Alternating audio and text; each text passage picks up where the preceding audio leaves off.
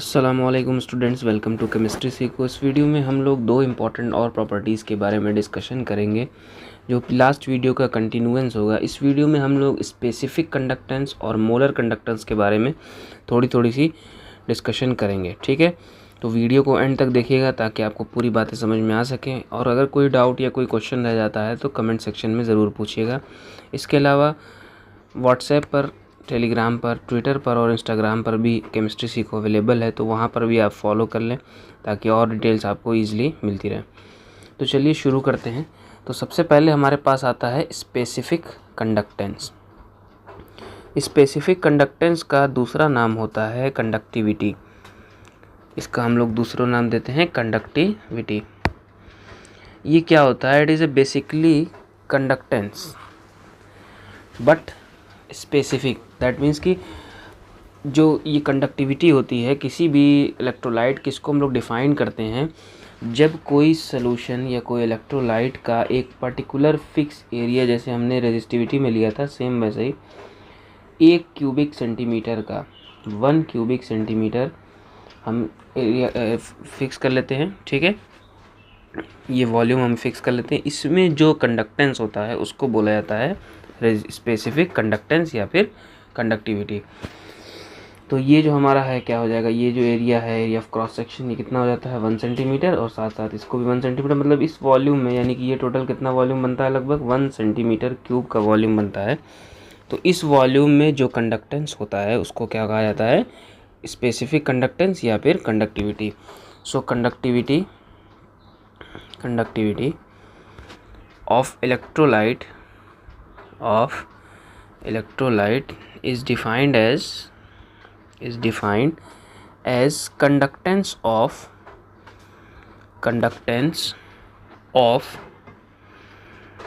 solution या फिर electrolyte of 1 centimeter length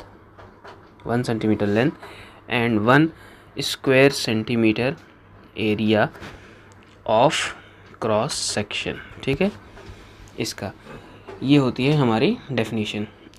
अब ये किस मैथमेटिकली अगर हम देखें तो मैथमेटिकली जो है ना, जो कंडक्टिविटी होती है वो रेसिप्रोकल होती है रेजिस्टिविटी के।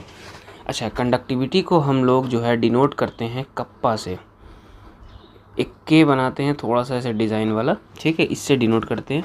तो अगर हम मैथमेटिकली बात करें तो कप्पा यानी कि कंडक्टिविटी या स्पेसिफिक कंडक्टेंस इक्वल होता है रेसिप्रोकल ऑफ रेजिस्टिविटी के 1/ρ के। ठीक है, रेजिस्टिविटी के बारे में हमने लास्ट वीडियो में डिस्कशन किया है, तो अगर किसी को उसको समझना हो कि व्हाट इज़ रेजिस्टिविटी तो वहाँ पर देख सकता है। ठीक है, अब ये भी हमने पढ़ा था कि R is equals to resistivity area of cross section upon length. तो इससे हम लोग यहाँ पर रो की वैल्यू पुट कर सकते हैं, जो कि हमको क्या मिल जाएगी, kappa is equals to 1/RAL, या फिर इसी को हम लोग लिख सकते हैं कप्पा या conductance, specific conductance is equals to 1/R multiplied by L/A, और 1/R इज ऑल्सो कंडक्टेंस। ठीक है, ये सिर्फ कंडक्टेंस होता है। तो इसका मतलब ये हुआ कि ये जो कप्पा होगा ये किसके बराबर होगा, ये G मल्टीप्लाइड बाई L/A के भी बराबर हो सकता है, जहाँ पर G क्या है, हमारा कंडक्टेंस है। ओके, और कप्पा क्या है, हमारा स्पेसिफिक कंडक्टेंस है या फिर कंडक्टिविटी है, स्पेसिफिक कंडक्टेंस है। ठीक है, तो इस तरह से हम लोग इसको डिफाइन कर सकते हैं। ठीक है ना। अब बात की जाए इनकी यूनिट की, तो अगर हम यूनिट की बात करते हैं, यूनिट ऑफ कप्पा, तो ये कप्पा जो है बराबर होता है 1/ρ के, यानी अपॉन रेजिस्टिविटी।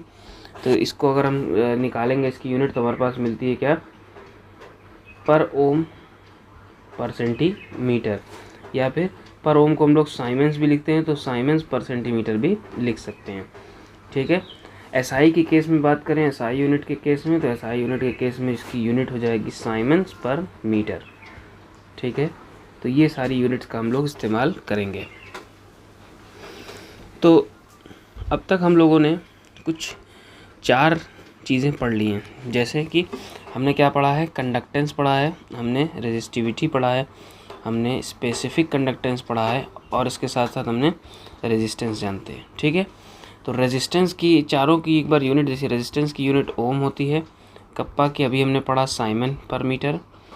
ठीक है, कंडक्टेंस की क्या होती है, साइमन होती है ये, और रेजिस्टिविटी की जो होती है ये ओम मीटर होती है। ठीक है, तो ये सारी यूनिट्स हम लोग यूज़ करेंगे। अब अगर हम बात करें रियल लाइफ में कैलकुलेशंस की या बैटरी की, रियल लाइफ में, इन रियल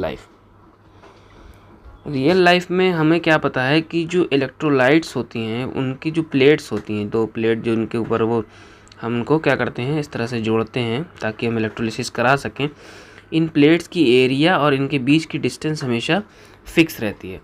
ठीक है, दोनों के बीच की डिस्टेंस हमेशा fix, area of cross section और जो डिस्टेंस बिटवीन 2 प्लेट्स है वो क्या होती है, फिक्स है। मतलब रियल लाइफ में जो बैटरी होती है ना, उसमें जो है एरिया ऑफ क्रॉस सेक्शन और लेंथ बिटवीन द इलेक्ट्रोड्स ये कभी चेंज नहीं होता है।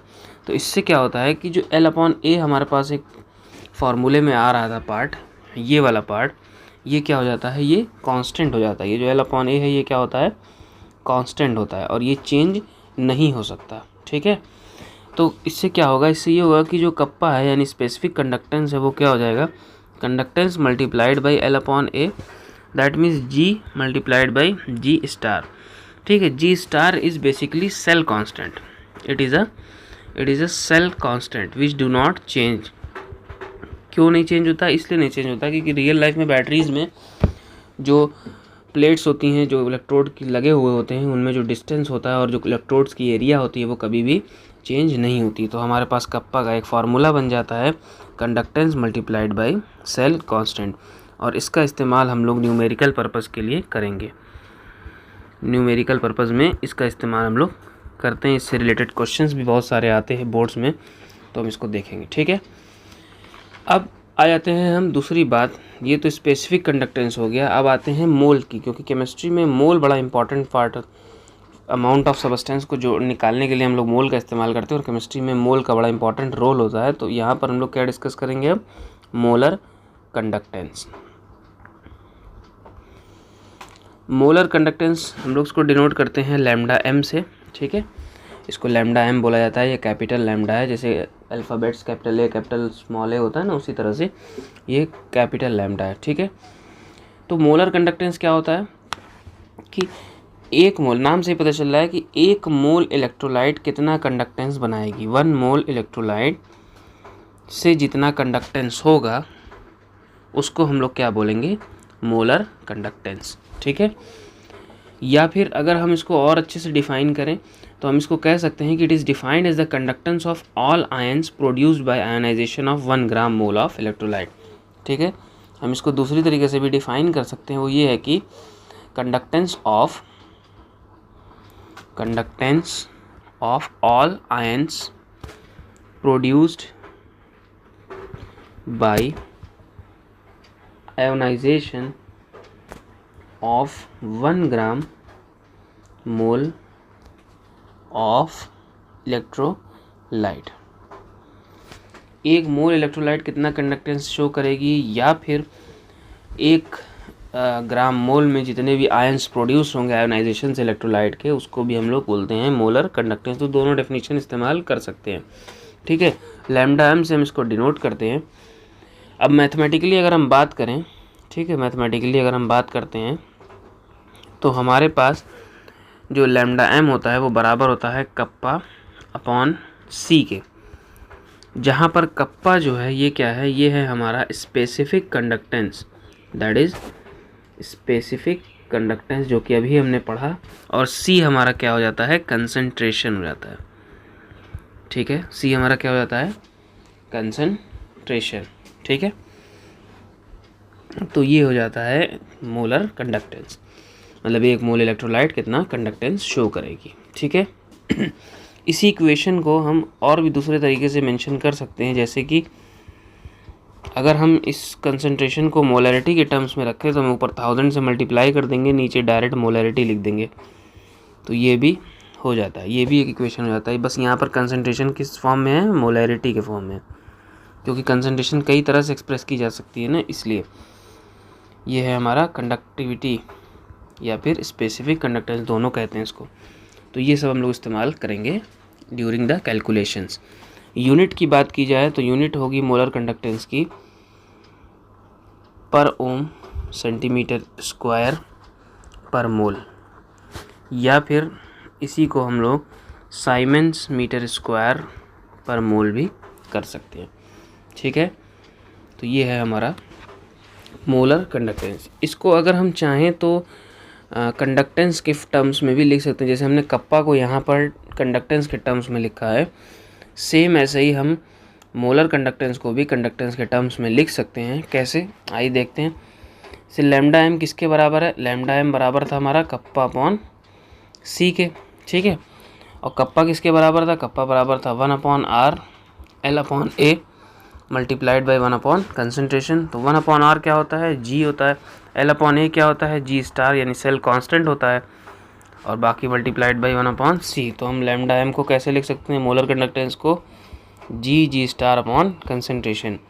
इन टर्म्स ऑफ कंडक्टेंस हम इस तरह से लिख सकते हैं। ठीक है, तो बेसिकली क्या है कि यह न्यूमेरिकल पर्पस के लिए सारी टॉपिक्स हैं, तो हम इनमें से फार्मूला का यूज़ करेंगे और अलग अलग कंडीशंस में अलग अलग फार्मूला यूज़ होगा, इसीलिए सारे फार्मूले बताए जाते हैं। ठीक है, तो ये था हमारा मोलर कंडक्टेंस। तो इस वीडियो में बस इतना ही। अगर कोई डाउट हो या कोई क्वेश्चन अभी भी रह जाता है तो कमेंट सेक्शन का ज़रूर यूज़ कीजिएगा। Thank you.